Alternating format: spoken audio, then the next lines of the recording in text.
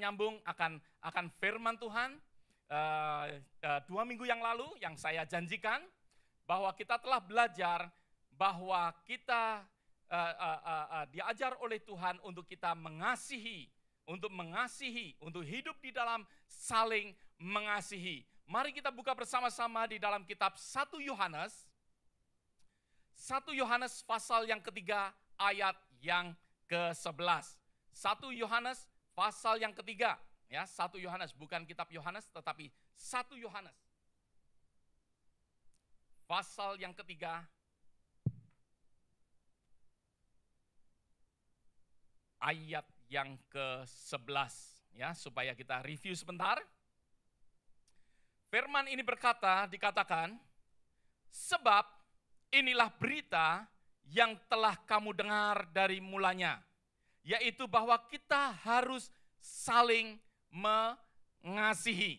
Ya, firman Tuhan berkata, sebab inilah berita yang telah kamu dengar, yang telah kita terima, yang telah kita dengar dari asal mulanya, dari perjanjian lama sampai perjanjian baru. Firman Tuhan kalau boleh dikatakan bahwa boleh dirangkumkan di dalam hanya satu, yaitu saling mengasihi. Kehidupan kita sebagai orang percaya, Tuhan menghendaki akan kehidupan saudara dan saya untuk saling mengasihi. Dari permulaan Alkitab, Tuhan sudah menginginkan untuk kita hidup di dalam saling mengasihi. Inilah tujuan daripada Tuhan di dalam kehidupan setiap orang percaya, yaitu untuk saling mengasihi. Tujuan Tuhan di dalam kehidupan daripada manusia, yaitu untuk manusia selamat. Tetapi tujuan daripada Tuhan untuk orang percaya, yaitu untuk saling mengasihi. Berapa banyak katakan amin?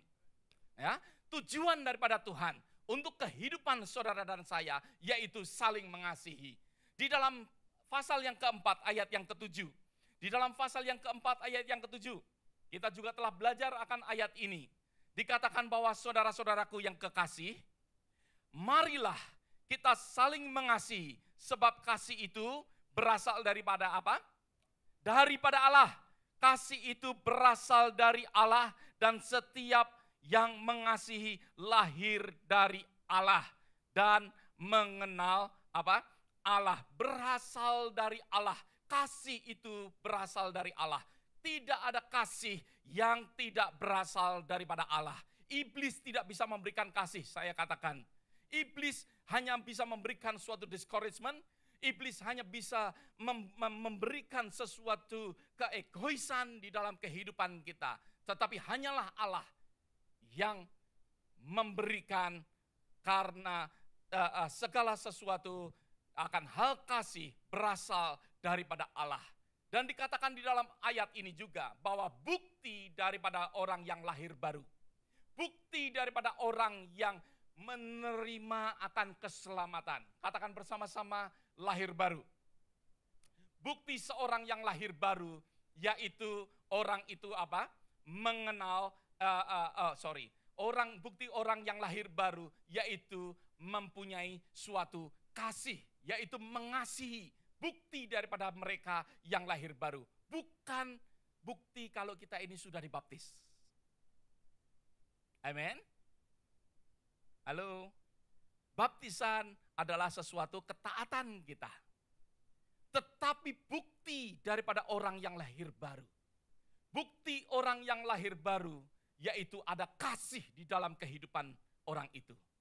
Maka dari itu firman Tuhan berkata, setiap orang yang mengasihi lahir daripada Allah. Maka dari itu kalau kita berkata bahwa kita sudah lahir baru, kita sudah dilahirkan di dalam Yesus Kristus, maka dari itu harus ada kasih di dalam kehidupan kita.